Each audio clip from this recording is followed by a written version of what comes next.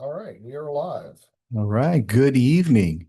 We're here today to go over the public outreach meeting number 2 associated with the Town of Loxahatchee Grows vulnerability assessment through the Resilient Florida program.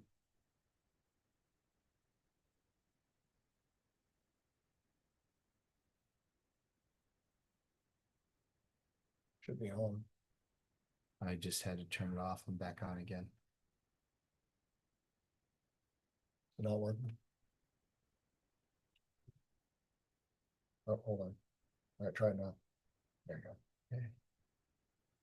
Great. Some of these slides we're going to go over briefly, just recap some of the information associated with the first outreach meeting. So here are some of the players involved for this on town staff and town consulting, as well as there's a steering committee that's offering guidance and oversight for the actual vulnerability assessment.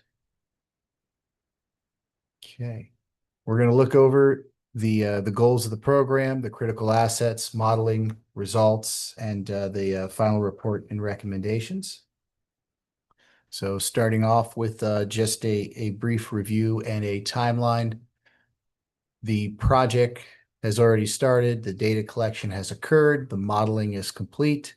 So the purpose of this outreach meeting number 1 today is really to solicit some input and feedback from the public regarding the results of the modeling and focus areas, things of consideration, and any additional information as far as the public's knowledge of flooding events over time. Okay. As a recap, critical assets were selected by the steering committee. They were reviewed at the previous public outreach meeting. A few adjustments were made at that point in time. Also, some additional information in accordance with the Florida statutes. Here are the various categories or assets that they recommend for consideration.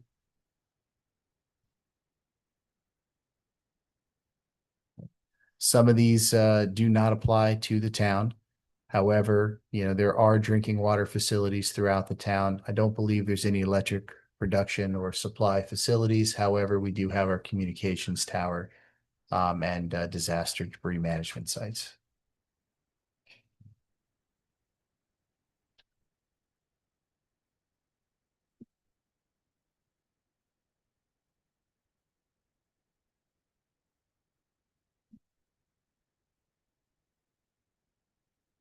Okay, the critical assets selected by the town are 9 specific facilities as outlined here.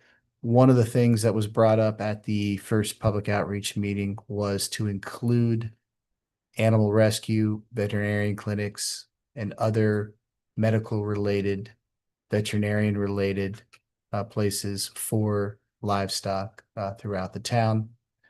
Those facilities are private without the town, so it was discussed with the steering committee to include major roadways so that we can guarantee access to these facilities. However, individual stormwater improvements on private property is not associated with this overall study. Risk associated to those properties will be identified. However, individual property improvements can be done by those property owners, and they'll be able to have an idea of what risk is going to be associated with the various events and design storm events that were evaluated through this analysis. Okay. So focus areas, we have identified a few through the modeling. If there's additional focus areas that the public want us to look into, please bring that forward, send an email to the town and get it to our attention. So we'll evaluate it, present it to the steering committee, and include it in the overall analysis. So we're looking for areas where there is depth of flooding for excess periods of time and a more of a significant flooding, 6 inches or greater standing water for 24 hours where you may block access to certain areas. Obviously, any water that enters a structure is always a concern.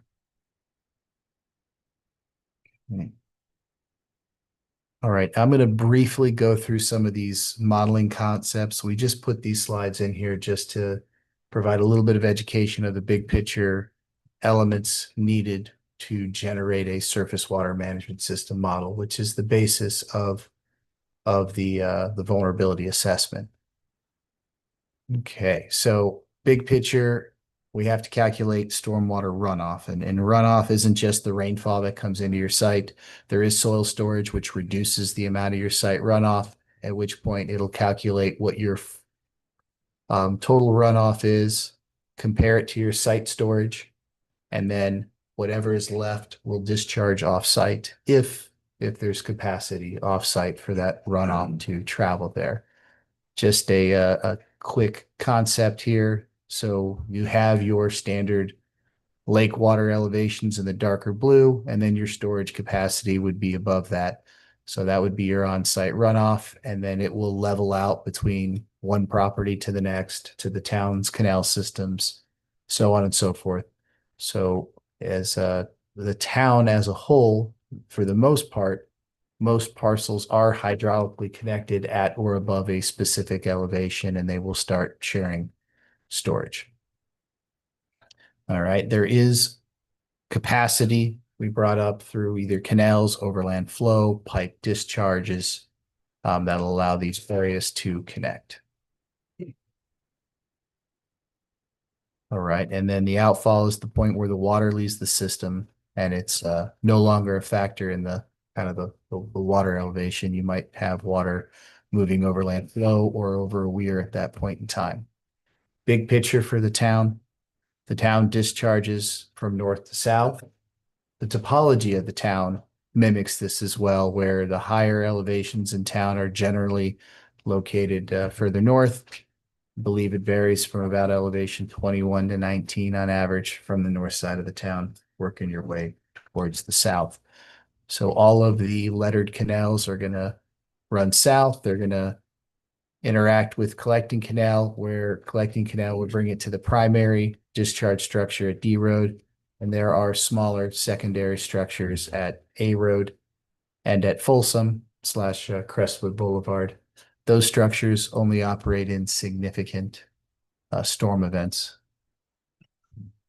Okay. We also evaluated a handful of concepts. Part of this analysis was to look at a few proposed improvements to see to evaluate how the overall town system can be improved. So one of the concepts was looking at, okay, what if we introduced more discharge from those two secondary structures sooner? So you have three locations where the town can outfall. It'll actually help with the delay, because when the majority of the town or all of the town is discharging into collecting canal and only having one outfall to the C51, introduce additional outfalls could help with the time that it takes for that runoff to leave the town and enter the canal system. All right, some of this we did go over on the previous one as well, but just to try to be a brief recap, we have acquired LiDAR information. This was provided by Palm Beach County. So this is a way that we can evaluate the topology based on the date of the LiDAR information. We delineated basins based on the topology, as well as collecting assets throughout the town. Every drainage structure that connected to the town when the assets were collected are included in this model, and including a few others that were brought to our attention prior to the modeling being finalized. At that point, we have created a diagram that helps us understand the interconnectivity amongst all of these smaller basins throughout the town.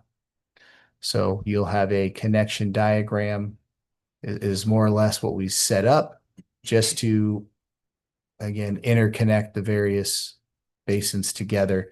On the upper right of the screen, you're seeing more of a zoomed in of all the different components that are associated, whether it's a pipe going into the canal having connections going downstream of a different area. So what you're looking at over here is G squared.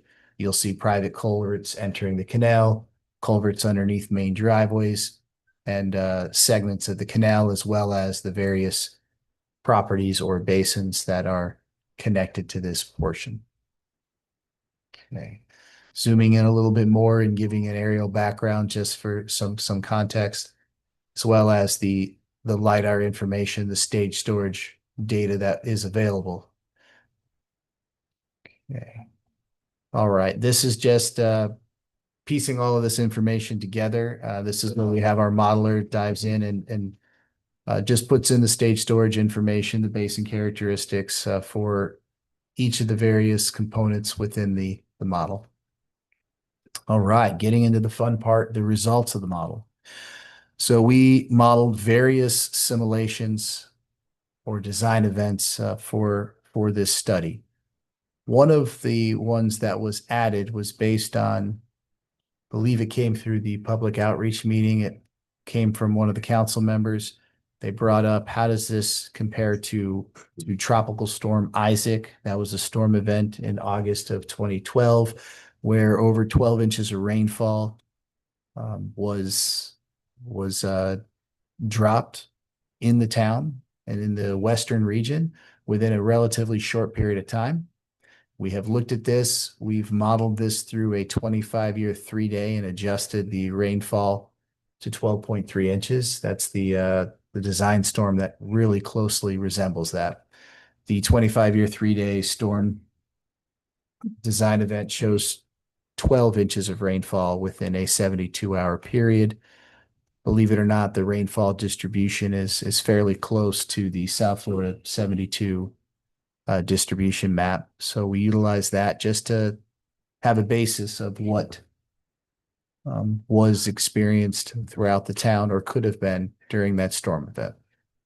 In addition to that, we have our 100-year 3-day current conditions. So year 2025, 100-year 3-day is a 1% probable storm with 17 inches of rainfall. 17 inches of rainfall was used based on NOAA's information. We used NOAA as the basis because they were utilized. They are the entity that provides the information for the 2040 and the 2070 rainfall predictions.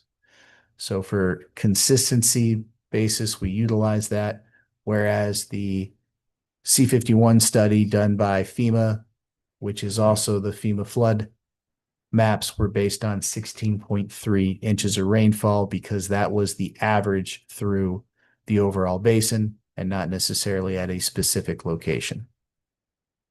Okay, the 2040 event utilizes an increase in rainfall, approximately 2.9 inches of increased rainfall. The 2070 assumes even more rainfall, 22.61. We also evaluated sea level rise. Sea level rises, believe it or not, will impact the town of Loxahatchee Groves, not directly by having your levels rise, because the C51 canal here is not tidal, but it discharges tidal to tidal waters towards the towards the east. So as the tailwater for the C51 east of 441 rises due to its impacts and influence from the tides, so will the town during a storm event. The difference, however, is as far as the increase in tide impacting the C51 East Basin, you can see is about a foot. In the 2040 and 2070, it's closer to 2.5 feet. Believe it or not, the impact to the tailwater in the C51 West, where we're a part of, is consistent through both of those events because South Florida Water Management District has limited the amount of runoff that travels to the C51 East and goes to the stormwater treatment areas and ultimately through the Everglades west of here. Okay. This is just an example of the critical assets. All of the 9 critical assets were evaluated with various storm events. The 10-year 3-day image is on the left. That is a 1 in 10% chance based on 10 inches of rainfall. And then to the right is a 1% chance based on 17 inches of rainfall. You can see the depth of flooding and the inundation and the difference that could occur. the building is protected. However, access to and from the fire station is going to be impacted by the 100-year event compared to the 10-year. We're also looking at this, what would be closely resembling Tropical Storm Isaac, as well as comparing that to the 1% or 100-year event. And now we're looking at on the left, you can see the impacts of the perfect storm, if you will, the 2070 rainfall with the increase in tide or sea level at that point in time.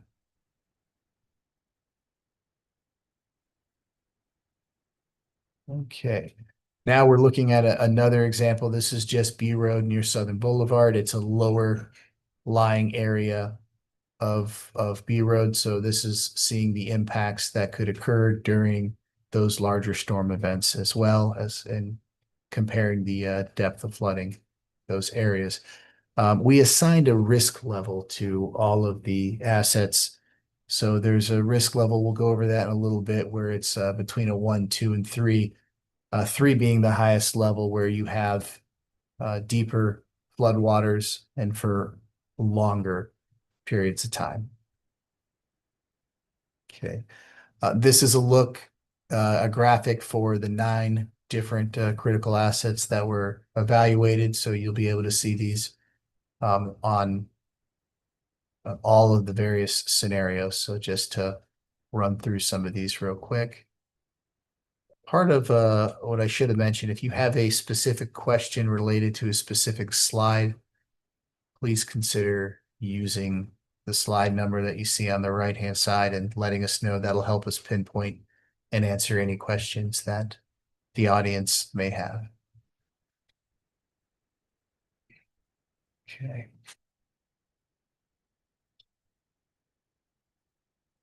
Right, this is the 2025 100-year 3-day, the 2040. And obviously with each of these, the more runoff, the more rainfall that occurs, the soil storage is fairly constant. That means there's more runoff leaving the site and the stages will rise. Okay.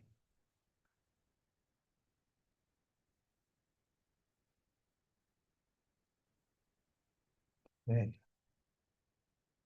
We're going to dive into these various components for the final report. We're using the term final report. A draft report is being processed right now and will be turned into FEMA momentarily. The final report will come after any comments are addressed, provided by the state or FEMA, as well as input from the public or the steering committee. One of the things that we noticed is the town has limited areas of storage capacity. So we did look into increasing storage, large tracts of land, if they could be purchased, or if there's other opportunities to provide stormwater attenuation or storage, reservoir lakes to help offset the increase in runoff. The increase in storage capacity would also help with keeping a water supply in town during times of drought, and possibly even utilizing it for irrigation purposes. Okay. All right, we've looked at installing operable gates at Okeechobee Boulevard that could have variable tailwaters throughout different areas of the town. For instance, you could lower the tailwater south of Okeechobee Boulevard and increase the tailwater north of Okeechobee Boulevard. The northern half of the town has higher elevations and the canals seem to be drier. So keeping water supply towards the north end of the town will ultimately assist with irrigation purposes and keeping your wells hydrated. And that's in addition to the stormwater impacts. The time that it takes for the water from the north end of the town to actually reach the outfall is pretty significant. So any opportunities where we can hold water back will help drain the southern part of the town and ultimately allow the water from the north to work its way south. Okay. We've also looked at possible opportunities with local or interlocal partners. You know, that we are looking into the reservoir on the northeast side of town that is under Palm Beach County ERM's control. That does have certain opportunities. However, there are certain needs from the county. So those are being evaluated as options. Is there a possibility to send water north or south, or even utilize water from the north or south for water supply, irrigation purposes? Those are being looked at as well. All right, conveyance capacity. There's a handful of culverts that were identified that are undersized. Those have been brought to the attention of the town and are looking to upsize those where necessary to meet the needs of the conveyance capacity, increase the conveyance capacity to help protect the town during those storm events. Some of the canals throughout the town could use reconstruction towards the town standards or something tailored to fit the needs of a specific canal or area.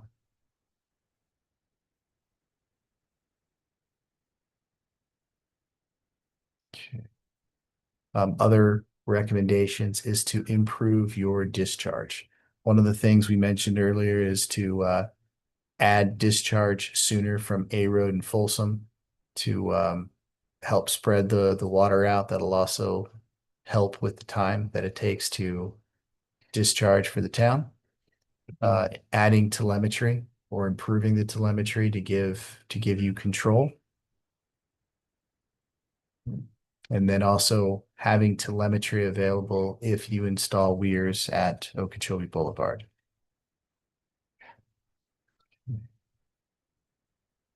Here are the maximum stage results for the various critical assets.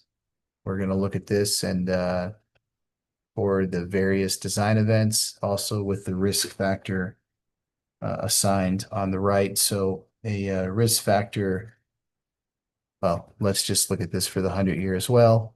You can see there's a handful of no risk associated to some of these structures, whereas others has some. At fire station having a risk level of 2. If you recall from a few slides back, we were looking at that specifically. And during a 100-year event, no, the building is fine. However, access to the building could be impeded based on the depth of flooding. Okay. As the severity of the storms increase, so do the risk factors associated with the various assets. So we were looking at roadways where if there was 100-foot length of the road that is underwater for at least or below a foot, we were putting that as a risk factor of 1 to 2 foot is 2, and a greater than 2 is 3. And that's a 100-foot stretch. On those critical facilities, if access or the building experienced flooding, similarly between 0 to 1, 1 to 2, and then greater than 2 feet, that's where those risk levels were assigned. Okay, and then here are maps of the town. So on the next few slides, you're just going to look at the you can zoom in on these PDFs and see how various parcels of the town are I guess faring with the various design events. You'll be able to see the depth of flooding based on the LiDAR information for each of these design events. So the 10-year, 3-day, working your way up to the 25-year. This is the storm event that's closely resembles Tropical Storm Isaac. The 100-year, which is your FEMA flood elevations, and then getting into those future increased rainfall, increased sea level events. Okay.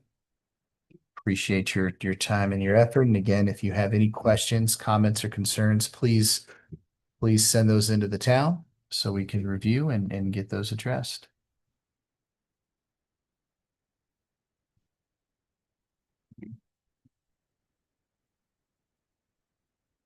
All right, with no questions, or Adam, do you have anything you want to share? So, all right.